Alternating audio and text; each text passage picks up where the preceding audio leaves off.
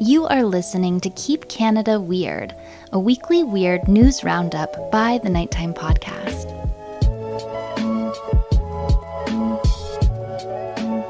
Hello, listeners, and welcome back to the weekly Keep Canada Weird discussion. If you're new here, Keep Canada Weird is a series in which my pal Aaron Airport and I present a curated collection of offbeat news stories that played out across Canada over the past week. In tonight's episode, which was recorded on January 9th of 2024, Aaron and I again are left baffled by the absurdity of this great nation. Tonight, we're going to consider the horrific consequences of Mickey Mouse dipping his family-friendly toes into the public domain. We'll hear a cautionary tale that showcases the unexpected way a vehicle's license plate could have you killed. And we'll second-guess our prior decision to explore weird American news. And it's all the fault of a Massachusetts woman who may or may not have poisoned her husband to be with someone who may or may not be a soap opera star. Let's get into it.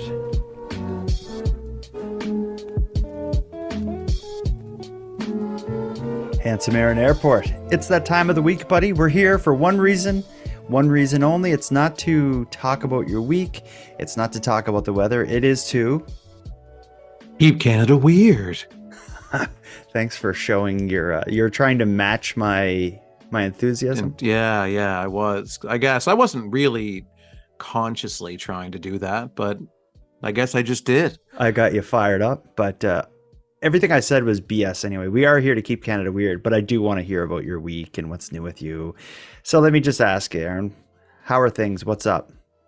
What is up? Well, I returned to work. Oh. I was on my holiday break, which ended yesterday. Yesterday was my first day back, so waking up was absolute unadulterated torture. Yeah, it's like the Monday to end all Mondays, right? And it's weird because I would wake up roughly the same time anyway throughout the holiday break. It's just when you have to get up, it's a whole different ball game, a whole different feeling. And so anyway, I woke up yesterday and I made it. I made it to work. I survived. Good. And then I did it again today. Yeah, I don't really have any tales of woe like that. I've had a pretty average week. Business as usual. Business as usual. That's a good thing to report. Yeah. Let's get into the business. We're here to keep Canada weird, and we got a rather intriguing collection of stories. But let's not start with the stories. We got a lot of listener voice memos. I think I've learned a little bit of a hack on how to get a lot of voicemails, and that is to make mistakes. Oh, absolutely. I thought you were going to say provide a quality show. But no, if you make mistakes, you're more likely to get like corrections than you are to get like, I don't know. Because people just can't help themselves.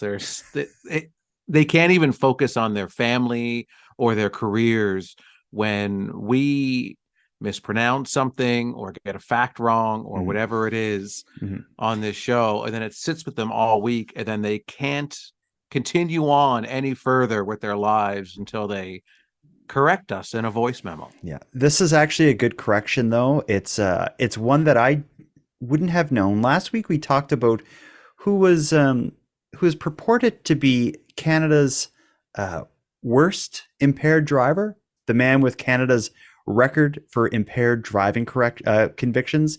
We talked about a guy last week who had 21 of those convictions. I think his name was Roy Hyde. We have a listener named Craig who provide us a bit of an update. Craig sent us a voice memo through the website. The audio is a little crappy, but rather than just tell you what he said, I want to include his voice on the show because he did dig up a fascinating story. Hey, Jordan.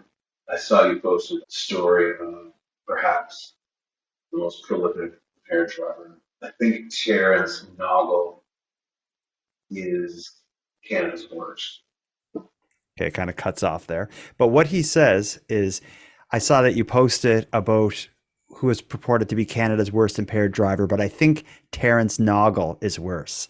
I like the name Terrence Noggle didn't ring a bell, but once I started Googling, I'm like, oh, I forgot about this guy.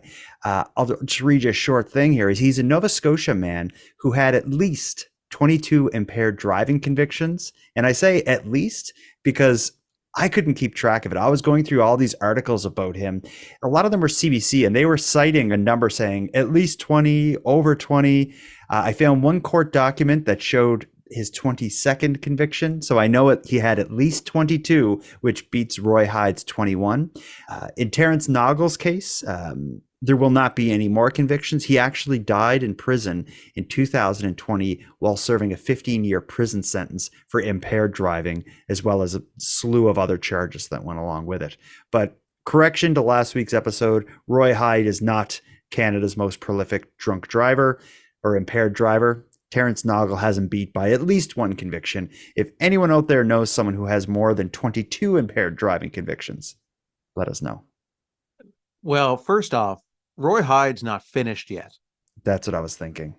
So he is going to prison now, or is in prison. I can't remember. Yeah, he's going for the next, I think, 5-ish years. 5-ish years. I think I remember. Which in Canada means about 6 months. So yeah, so he'll be out, and he could be out after his slap on the wrist. He'll be out, and then he'll be behind the wheel again, impaired. Absolutely, I guarantee it.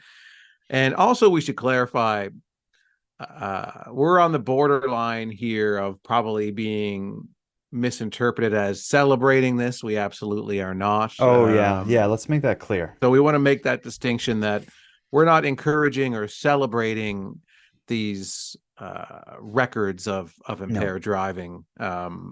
Just something that we're talking about on the show. We do not support that type of behavior. Certainly. Far from support it. We frown upon it. It is not a record that anyone wants to have.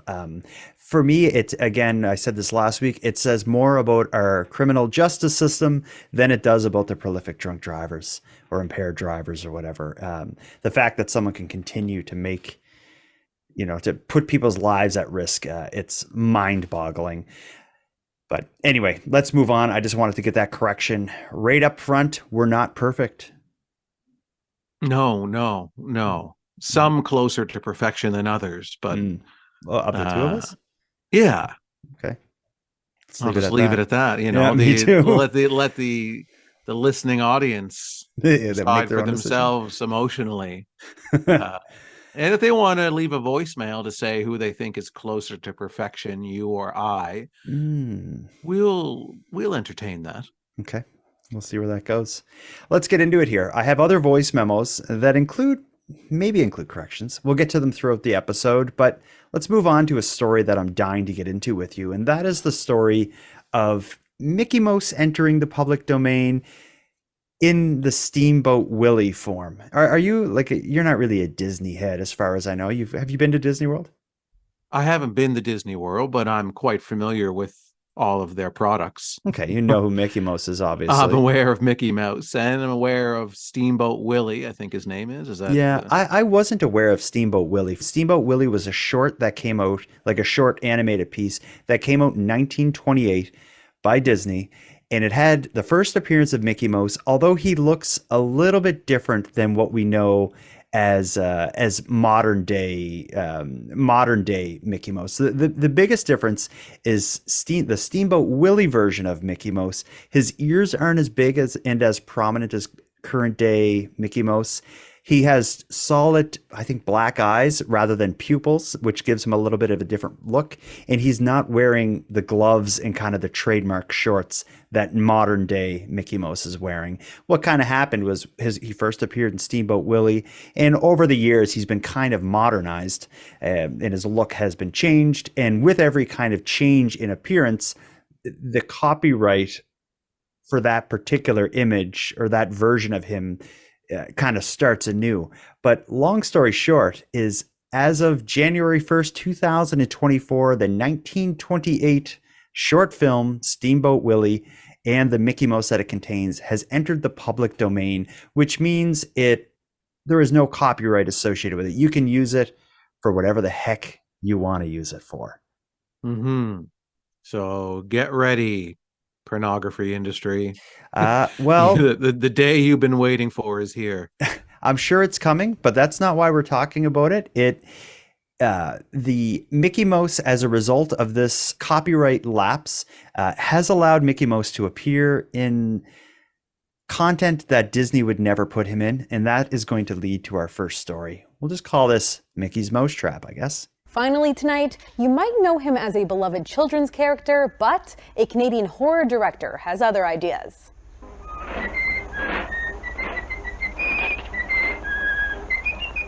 The Steamboat Willie version of Mickey Mouse entered the public domain in the new year, and already a trailer has been released for a slasher film called Mickey's Mousetrap.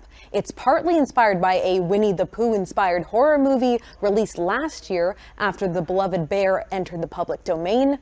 Director Jamie Bailey, who's originally from Cape Breton but now lives in Toronto, says the horror genre is the perfect way to reimagine these characters. This is obviously not a movie that Disney would make, and you would think that, you would never see this happen, right? So I think just the novelty of it is just, it piques everyone's interest right off the bat. Like, I think the Winnie the Pooh really struck a nerve. So just seeing your beloved childhood character going around murdering people, it's just kind of fun. There's no release date yet, as Bailey is still in talks with distributors, but he hopes to have Mickey Mouse Trap released by March. Mickey Mouse is going to be starring in a slasher film. I think that's, I'm not surprised at all. As it said in that news clip, the exact thing happened with Winnie the Pooh. When Winnie the Pooh hit public domain last year, there was, I think it was called Pooh, Blood and Honey was the horror movie that came out with a Winnie the Pooh character. Yeah, I remember when that happened. And and the first people across the finish line with these, the first people to get their product out quickly enough, like the Winnie the Pooh slasher film, and now the Steamboat Willie / Mickey Mouse slasher film. If you're the first across the finish line with it, then you're going to get all the attention over it. Like, after a while, and people release more things after that, it's not as interesting. It's not as newsworthy. So the people who do it first get all of the attention over it. Yeah. The character just became public domain just a little over a week ago. If they're releasing or like announcing and have this movie completed now, they must have been filming it for at least a year in anticipation for the copyright to lapse. Plus the writing of it, and I mean, there's a lot of there's years in the making of a film like that.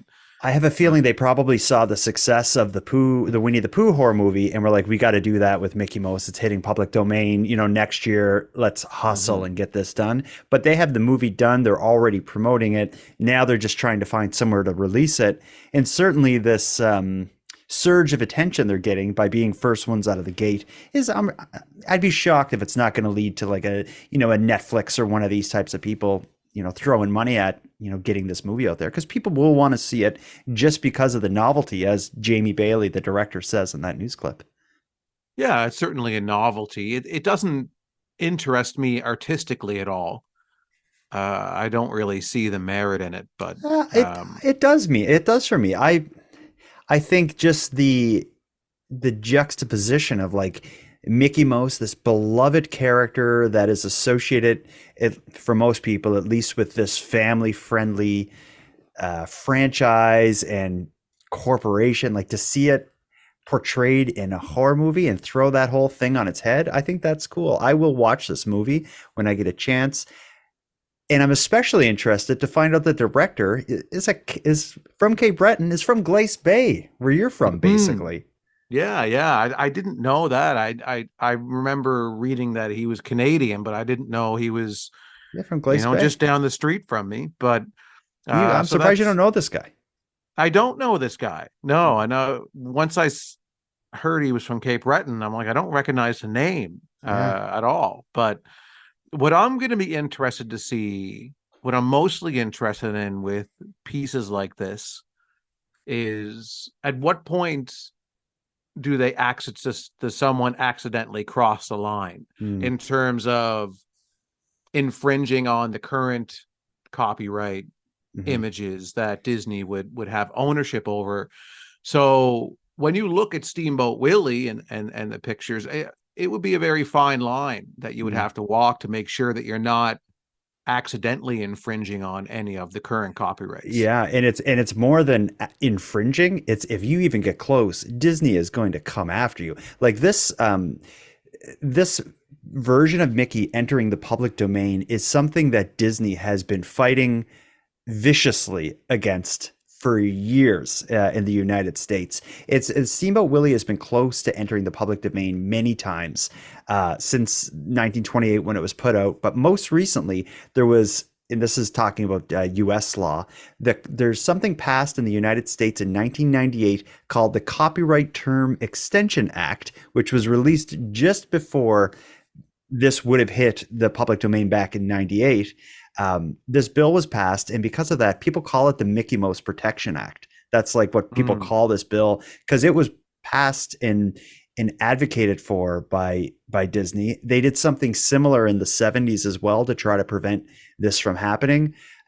So they, like Disney, have an army of lobbyists, and I'm sure if you even get close to infringing on their Mickey Mouse trademark with horror or a porno or something like that, oh my God, they're coming after you, no question.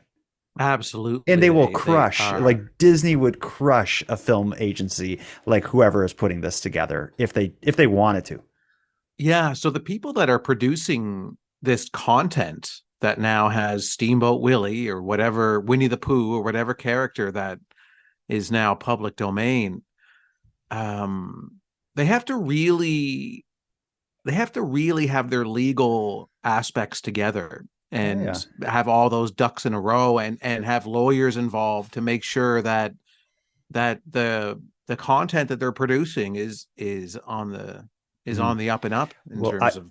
Yeah, I saw an interview about this Mickey Mouse horror movie coming out. It was an interview with the director of the Winnie the Pooh Blood and Honey movie, and he said, my advice for the filmmakers is don't do it. It's not worth it. Any money you make, you're going to lose defending yourself. Because Winnie the Pooh, that film, that horror movie they made, I think that got them in quite a bit of trouble. One of the things that got some bad press was, I guess, an elementary school teacher didn't realize it was a horror movie and played it for their class. I think they only got a little bit of the way into it and had to stop it. But, it's not uncommon that teachers will play a movie on like a slow Friday or before a holiday or something like that. I guess they put on Winnie the Pooh Blood and Honey, not realizing it was a slasher. They probably should have realized when the word blood was in the title. Is Eeyore okay? I think it's interesting, though, this whole thing with content entering the public domain, especially when it's something as, as visible and recognizable as Mickey Mouse. That's a big deal. It is a big deal, and it's the novelty of a children's entertainment character performing violent acts and just. Yeah, I don't know. It doesn't interest me much, but obviously there's enough interest out there for people to do this. So yeah, certainly. Yeah, we'll see what happens. Let's play another voice memo, then get to the next story.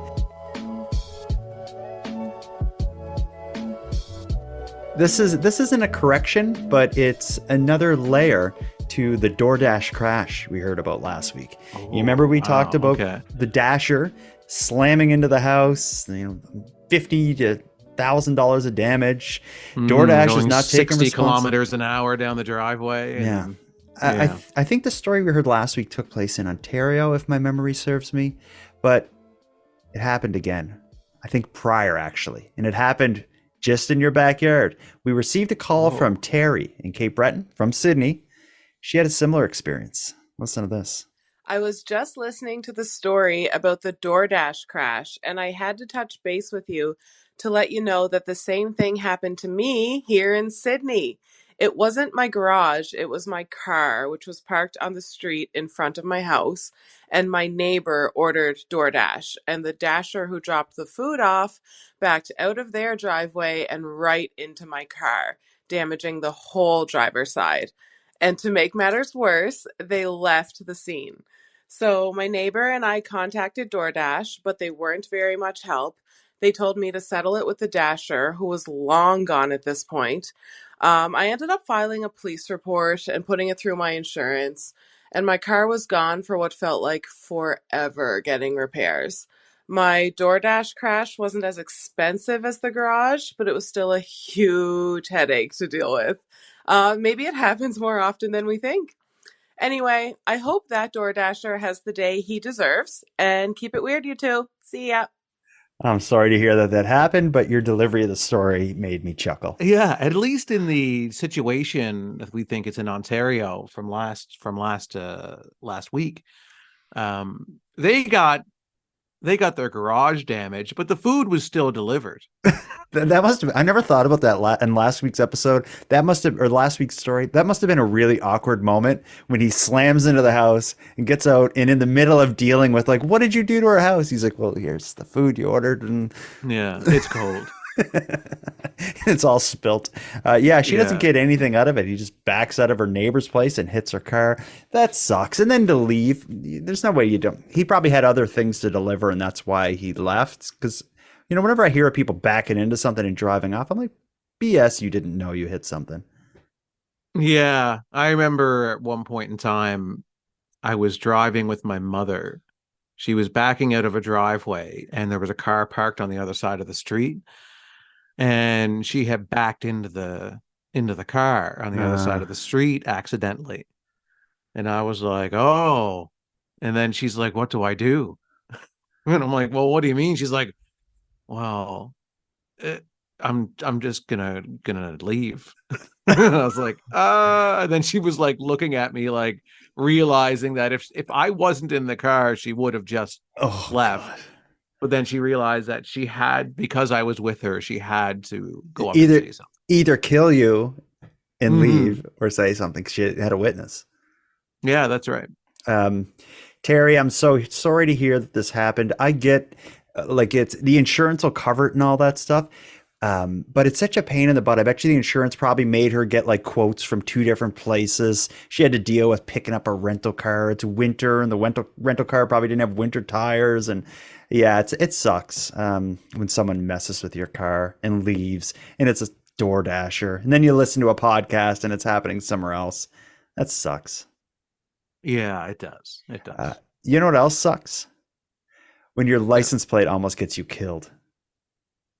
Yeah. It's never happened to me, but I'm sure it's happened to many people. This next story we're going to get into is a roller coaster. I never knew that I had to be careful of the license plate on my car, and that my license plate, or the license plate on my car, could lead to me being shot and killed by police. Okay. We'll tell this in kind of via 2 separate stories, but in short, a series of news pieces coming out of Alberta serve as a powerful cautionary tale. I've heard of license plates being stolen, like having a license plate stolen off your car. I never really understood why someone would do that, but I understand the concept of people are stealing license plates. But I never heard about license plates that are stolen being put on someone else's car. And that's what got in the news in Alberta. Listen to this story, and then we'll talk about it a bit more.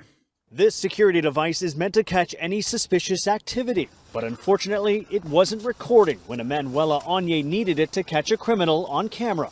I was shocked. I was taken aback. Anye says she was out shopping last Friday when she happened to glance at her license plate. She didn't recognize the 7 red digits because they weren't hers. She immediately went to police. They said the vehicle was stolen the week prior, so it's been reported stolen for a while. So I bet they've been driving with my plates for a while as well. She heard about other plates being stolen around the Evanston neighborhood through an app called Nextdoor, and it was the comments that shook her more than the swap. Very scary, because I heard in the comments people have been pulled over at gunpoint, and I'm just glad that didn't happen to me, but it could have been very scary. Dominic Shamoon with AMA says the company works closely with police and knows this is an issue of concern. He says unknowingly driving with a stolen plate can create a potential encounter with law enforcement. When they see a vehicle that has a license plate that's been reported as stolen, they have to think that vehicle itself is probably stolen, and they have to approach those incidents with an increased level of caution. Anye says the camera outside her home is now recording, and she's taking the necessary precautions. At least it was just $28 on my life. But yeah, just checking my plates regularly, checking Nextdoor app regularly. So it's getting interesting here. So just to give some more context, that news clip we just heard is telling the story of a December 29th interaction. It's just a little over a week ago, or a December 29th incident is when this happened to Miss Anye. She's going to a grocery store or whatever it is. Coming out, she realizes the license plate on her car does not look familiar. I don't think I would notice it in my case if the wrong plate was on my car. I never look at my license plate. I couldn't even tell you right now what my license plate is. Number. No, me either. I got a new one somewhat recently, like maybe about 7 or 8 months ago. Mm-hmm. And yeah, I can never remember it. Even the one I had before that, I could never remember. So, and it's not something I notice it, but I don't. I think I probably would notice if it was very different. Yeah, certainly if it was a different province or something. But anyway, she noticed it and she went to the police to say, you know, this is what's going on. They told her and they've informed her that the plate that was on her car was registered or associated with a vehicle that was reported as to be stolen. And it seems like she got lucky because, as you heard in that news clip, you know, if police had have run her tags or something, they maybe thought the vehicle was stolen and there could have been a bad incident. So that news clip that we just heard from a December 29th incident was being broadcast almost to tell people, like, you know, this can happen and it can be a concern, you know, watch out, you know, about the plate on your car. But here's where it gets interesting. Just 3 days later, on January 2nd, also in Calgary, where Miss Anye is, it happened again, and kind of the situation she was trying to warn us about is what happened to another man named Trevor Manty, who was driving with his teenage daughter. Listen to his story from only 3 days later. Terrifying situation, like unbelievably terrifying. Nerves still rattled, Trevor Manty hasn't slept in days since a trip to see his parents in central Alberta with his teenage daughter took a sudden turn on a secondary highway near Sylvan Lake. I don't know where there was a spike strip yanked across the highway in front of us and hammered on the brakes. I stopped about, 2 or 3 feet just before it and didn't pop my tires, so got lucky there. But looked to my right and there was a police officer out that window with a gun drawn on me and my daughter, telling us to put our hands in the air, and we had no idea what was going on. This was traumatizing. Manty and his daughter say they were handcuffed, forced to lie on the ground while they were patted down and told they were under arrest for possession of stolen property. There was dogs, there was guns, there was cops everywhere. They closed off the whole highway. I don't know if you guys have ever had a gun pointed on you, but it's not a great feeling. But after a few minutes, it became clear. My hand's up on the driver's side of my truck, and as I got to the back of my truck, I looked over and said, "That's not my license plate." Manty believes his legal plate was swapped with one from a stolen vehicle. The situation quickly diffused, and after a trip to the registry office, the Mantys were released without charges and back on their way, reeling from the experience. This can't happen to people. If my daughter was driving, there's a good possibility we could have been on the roof in the ditch. Pulled a spike strip out on a potentially stolen vehicle and pointed a gun at a 15-year-old girl. But RCMP say the reaction to situations like this are warranted when criminals are behind the wheel. Stolen vehicles, as you know, often fail to stop for us, and we're trying to stop dangerous driving, dangerous pursuits from taking place that might risk other users of the road and the public. Trevor Manty is now checking his plates before he gets in his vehicle, and he's warning others to do the same. That could have ended badly, eh? Oh, it did end badly. Yeah, it could have ended worse. I guess it could have been worse. Someone could have been shot or whatever. Well, could have happened there. But. It reminds me a bit of the whole swatting thing, like when you like call in like a fake threat to the police to get the SWAT team to show up at somebody's house, you've heard of swatting, I'm sure, but it's just like, if you're this guy driving your car, you have no idea that you have a weird plate and they think your vehicle's stolen, the police pull you over with guns drawn, you're going to be so confused and weird about the whole thing that you're going to probably look a little nuts when you get out of your car anyway, when they pull you over. Like you just would be reacting to it weird. It only takes one bad move or one weird thing that you do and a cop can shoot their gun at you. Or the whole thing where they threw out the that spike belt thing across the road. If he had have hit that, who knows what would have happened? Because it's not like you just slowly roll to a stop after that. I'm wondering if they're considering suing the RCMP. Was it the RCMP? Yeah, it was the RCMP. Yeah. But that's the other point of this, though. Like, if they did sue, like the RCMP, they also need to be careful. If they're pulling over what they think is a stolen vehicle, to have your gun drawn maybe isn't a bad idea. I don't know if the spike belt is necessary, though. Maybe try to pull them over first, and if they don't stop, then throw out the spike belt. But for that to be your first line of offense, I guess, of pulling over a suspected stolen vehicle. It seemed like it was right out the gate with spike belts and guns and excessive force. It seemed.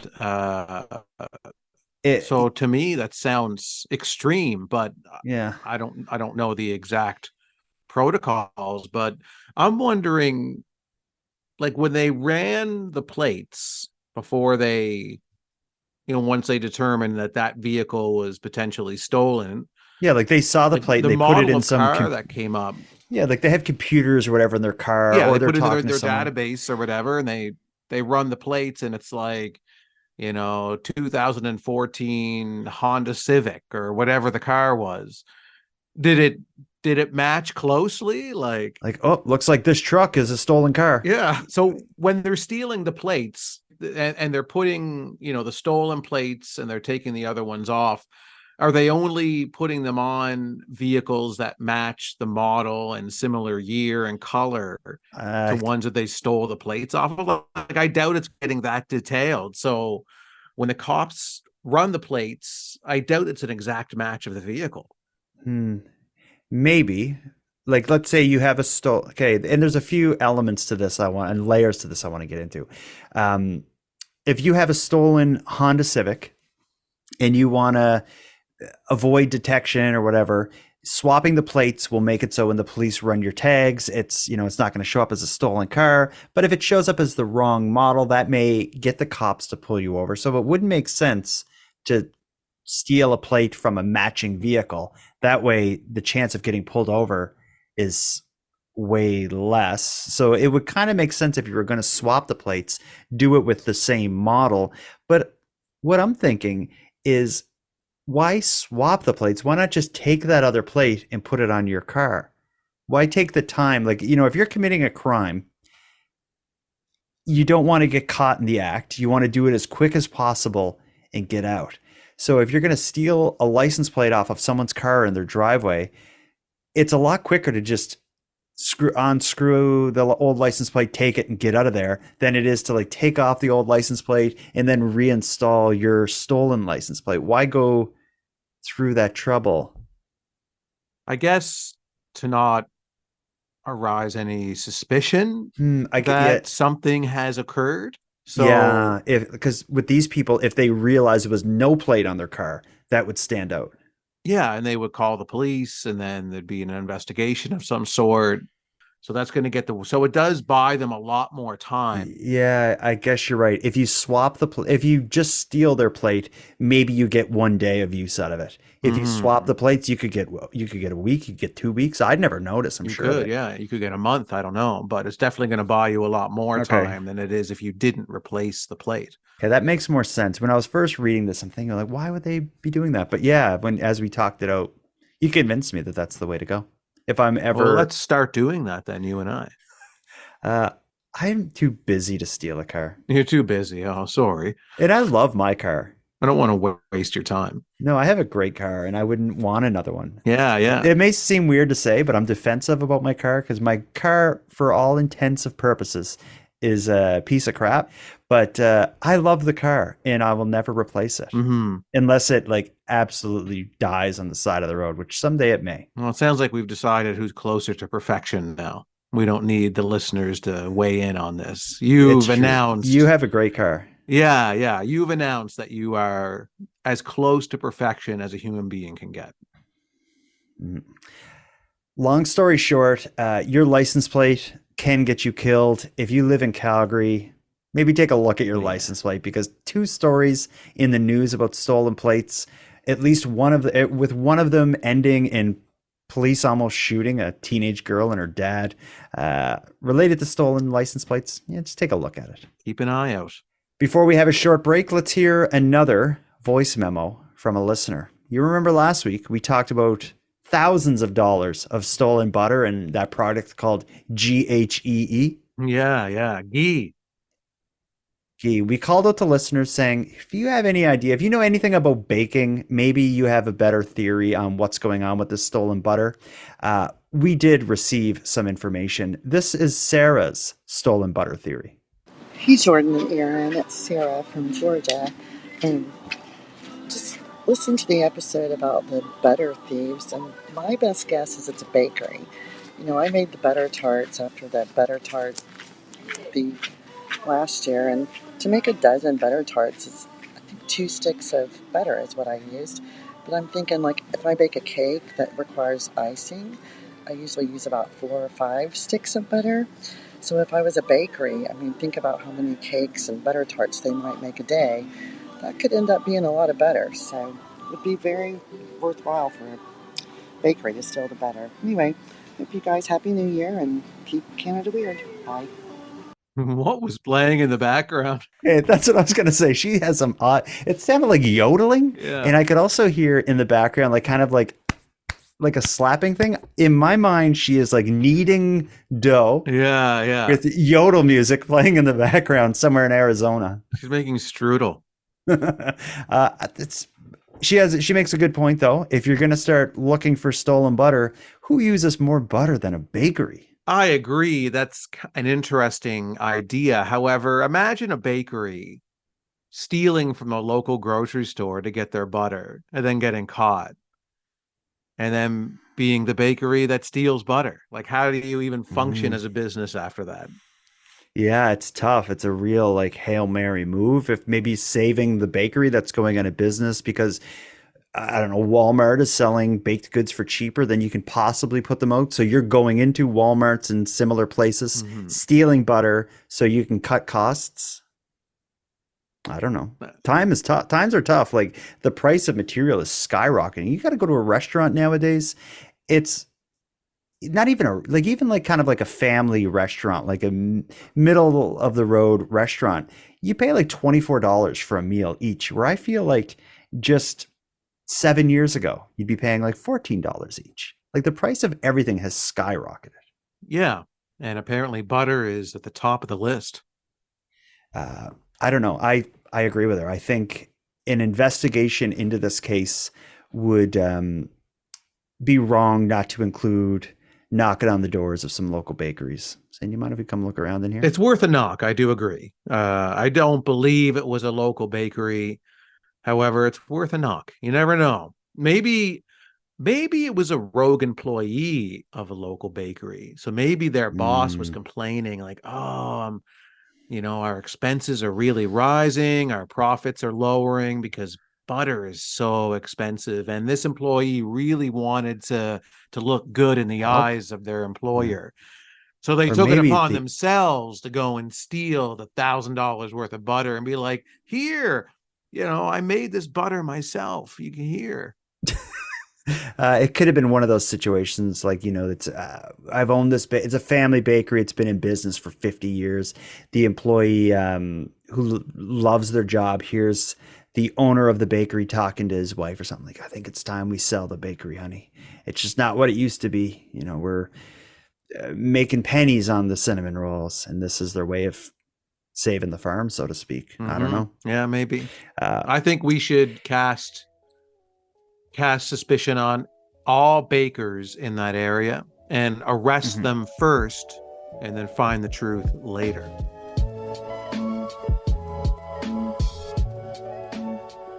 Sorry to pull you out of the episode, but I want to take a moment and get you hip on how you can fully embrace your role as a member of the Keep Canada Weird Army. Did you know we have a Facebook group where weird news stories are shared and discussed? If that sounds like something you'd like to take part in, you can find a link to the group in this episode's description, or just search Keep Canada Weird on Facebook. And also, did you know that there's more to our weird work than this weekly episode? Aaron and I also release a series called Keep Canada Weird Remembers. This series is a bit different as it involves us traveling back through time to explore odd Canadian happenings, and we take you with us via bite-sized episodes that range from 8 to 15 minutes. These short time-traveling episodes are released on the Nighttime Podcast's premium feed, as well as on the standalone Keep Canada Weird podcast feed. In the upcoming Keep Canada Weird Remembers episode, we're going to travel back to the late 90s when a Halifax high school had the ridiculous idea to hold cow patty bingo. Basically, it's a game in which a cow is released on the school's sports field and students make bets on where the cow will, first do its business. As you can imagine, the whole thing goes horribly wrong. Okay, we just tranquilized the cow now. Can I go? He's been tranquilized. He's just going to drop. He's just going to drop. The story of Charles P. Allen's cow patty bingo chaos will be released shortly on the Nighttime Podcast premium feed and the Keep Canada Weird podcast feed. I hope you check it out. Let's get back to the episode.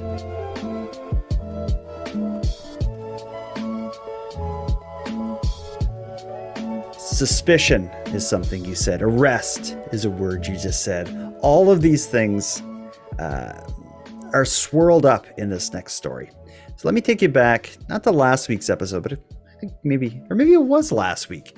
You remember we talked about, and you remember we've been buying airfare, buying plane tickets and all this stuff, where we're planning on making a trip to the United States to begin an investigation into America being weird. You know, we've been planning this, and it all is associated with an anonymous donation from a listener.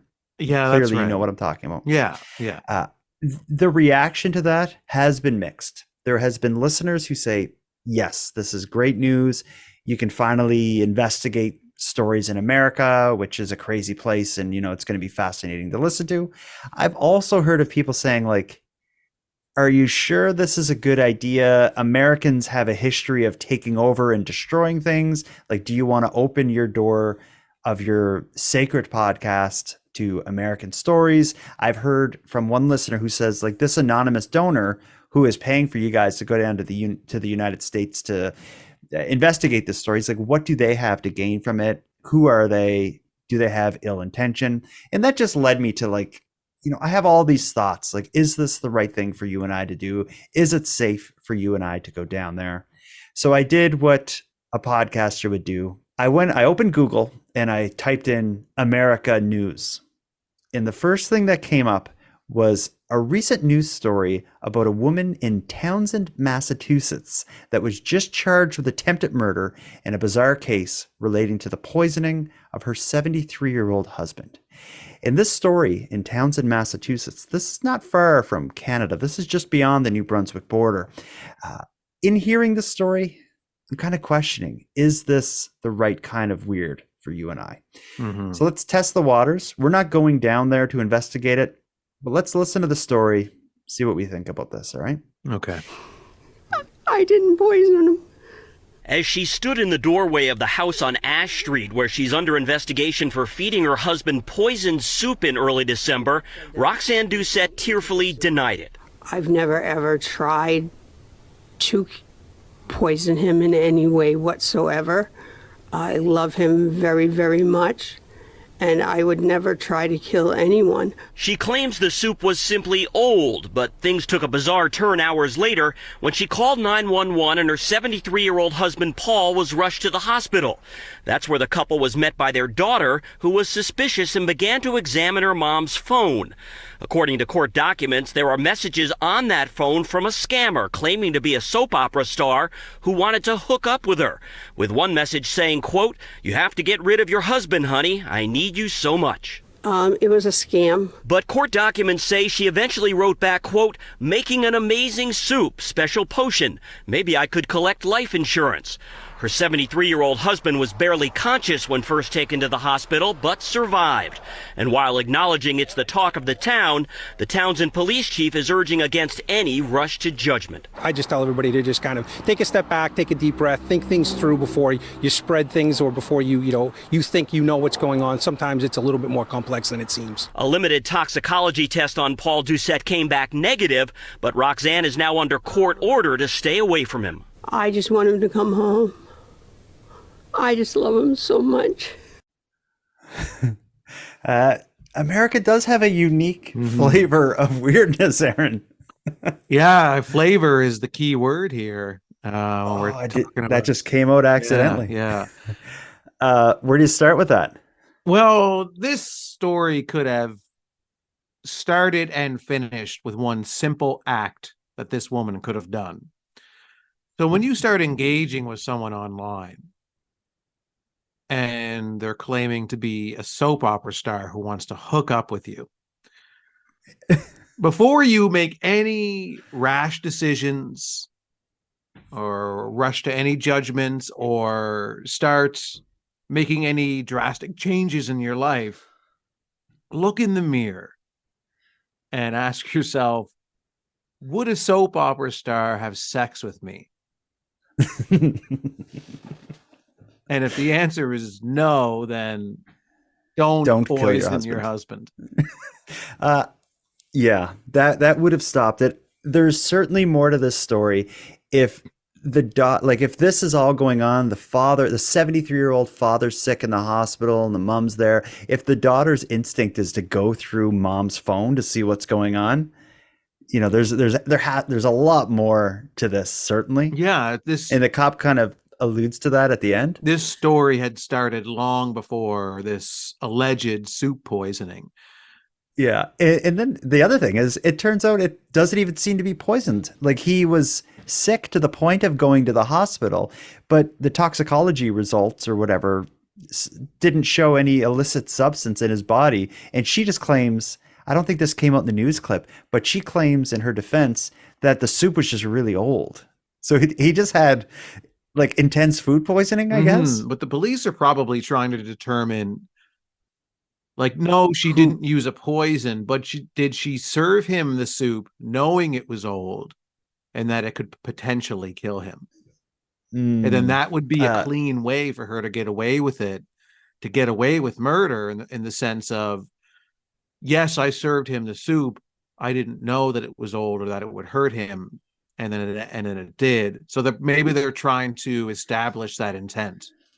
Yeah. Well, that could be interesting. If you poison someone with food, with just your typical food poisoning because the food was a little old and they're 73, like, that could kill them. And it wouldn't show up on a toxicology report as, they had whatever this drug is inside them or something. So it could be kind of like a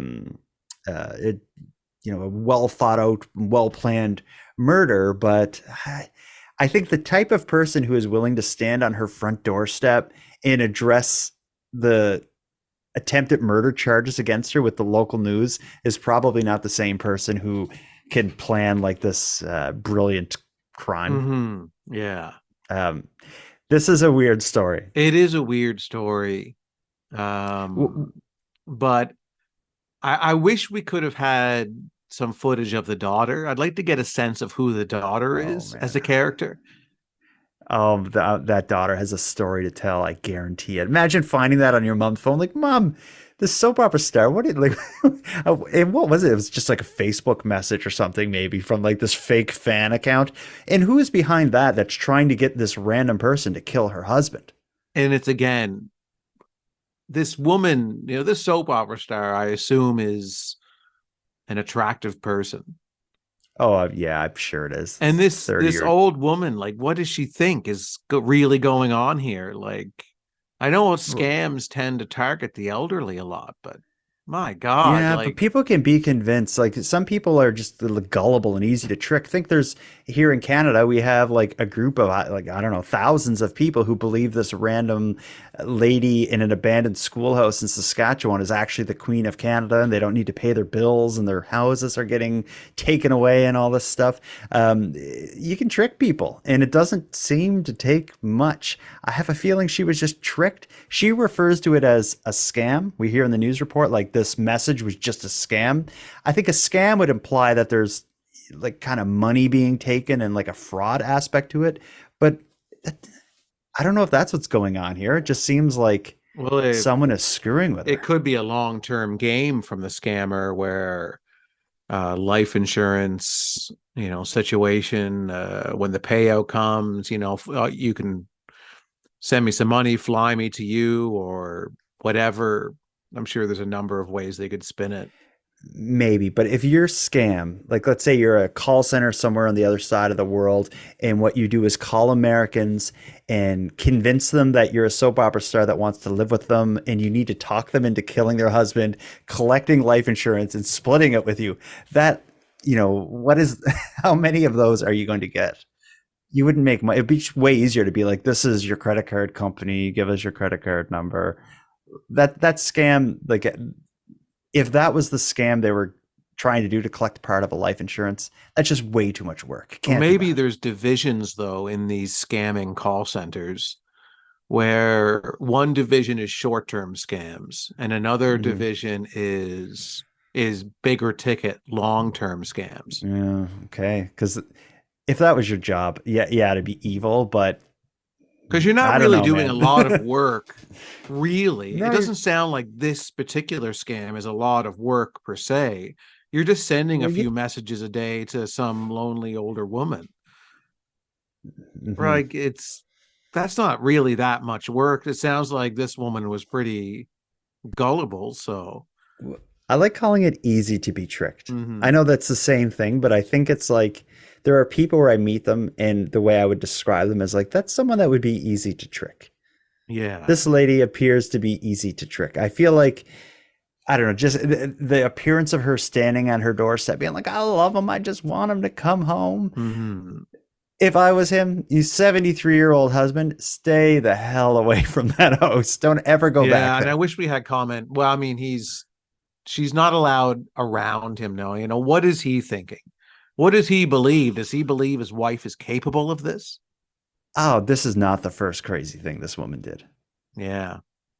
I don't know. There's a lot we don't know in this. Like a lot of the stories that we talk about on this show, there's so much that we don't know. And with this one, I have so many questions and there's so many other characters to meet in this story.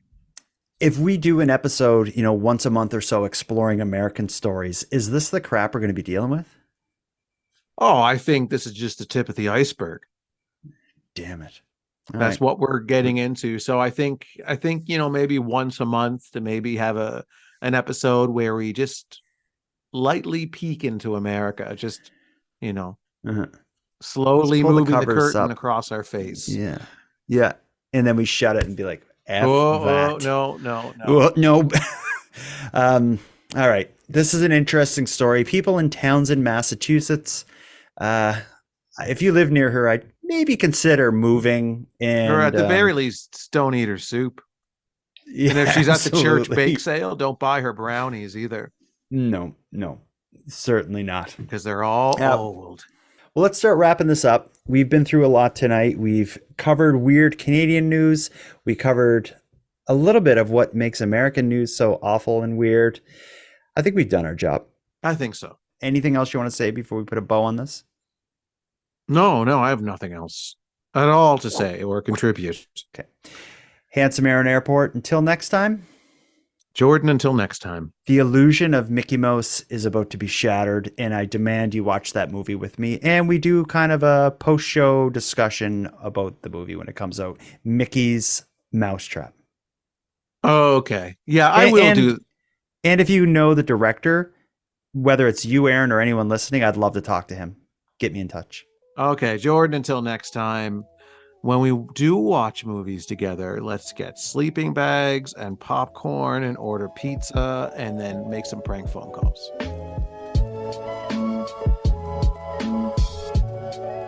I want to thank you for helping Aaron and I fulfill our mission to keep Canada weird, but let us also call out to you for even greater support. If something weird happens in your neck of the woods, please let us know about it. Or if you have any thoughts, feedback, opinions, or theories on any of the stories we discussed tonight, we want to hear about that too. The best way to reach us is via a voice memo sent at nighttimepodcast.com/contact. We're excited to hear from you. Now, before we part, let me end this with some thanks. First, a big thanks to Aaron for sharing another evening with me and with you, the listeners of Nighttime. A big shout out to the internet's favorite cult leader, Unicole, who provides this series' intro and outro voiceovers. And then lastly, but most importantly, a massive thank you goes out to each and every one of you listening to this show, as without your interest and your support, Nighttime would be as pointless as it would be impossible. And on the topic of support, let me thank the newest subscribers to the premium feed. Samantha, Shauna, and Corey, thank you for going premium. For anyone else out there who'd like to support the show, you can help us in a variety of ways. First of all, a premium feed subscription costs just a couple dollars a month, and that funds the creation of the show, but it also gives you the episodes 2 days early, gives them to you ad-free, and gives you access to a full back catalog of episodes, including the Keep Canada Weird Remembers episodes. You can go premium right now at patreon.com/nighttimepodcast. And even if you don't want to go premium, you can still help the show grow by simply sharing this episode on social media and letting all your like-minded friends know what we're doing here. Your support is appreciated. Now, until next time, take care of each other, hug your loved ones tight, and let me know if you see anything weird. Keep Canada Weird is written, hosted, and produced by the Nighttime Podcast. And now to our viewers and listeners everywhere. Good night.